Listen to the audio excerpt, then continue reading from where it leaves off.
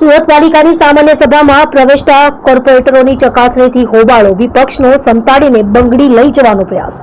સુરત પાલિકાની સામાન્ય સભામાં ભાજપ આપ બંનેના કોર્પોરેટરોની સંપૂર્ણ ચકાસણી કરીને જ પ્રવેશ આપવામાં આવી રહ્યો છે। ગત સભામાં તમામ ચકાસણી બાદ પ્રવેશ અપાયો હતો, તેવી જ રીતે આજની સભામાં પણ ચકાસણી કરીને જ પ્રવેશ આપવામાં આવતો હતો। જોકે આજે વિપક્ષના એક કોર્પોરેટર ડાયરી લઈને જતા હતા, તેની ચકાસણી કરવાનો આગ્રહ સિક્યોરિટી સ્ટાફે રાખતા વિપક્ષી કોર્પોરેટર અકળાયા હતા અને ડાયરીની ચકાસણી નહીં કરવા દેવાની વાત કરી હતી। ભાજપ આપના કોર્પોરેટરોની ચકાસણી પાલિકાની સામાન્ય સભામાં છેલ્લા કેટલાક વખતે વિપક્ષ દ્વારા જુદી જુદી રીતે વિરોધ પ્રદર્શન કરવામાં આવી રહ્યું છે।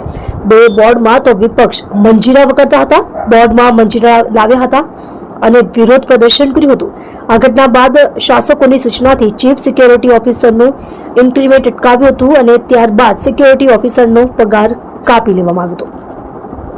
આ ઘટના બાદ શાસકોના ઈશારે પાલિકાના અધિકારીઓએ એક નોંધ મૂકી છે। તેમાં સામાન્ય સભામાં પ્રવેશ પહેલા સાધન સામગ્રી લઈ જવા પર પ્રતિબંધ મૂકવામાં આવ્યો છે, જેના પગલે ગત સભામાં ભાજપ આપ બંને પક્ષના કોર્પોરેટરોને ચકાસણી બાદ જ પ્રવેશ આપવામાં આવ્યો હતો।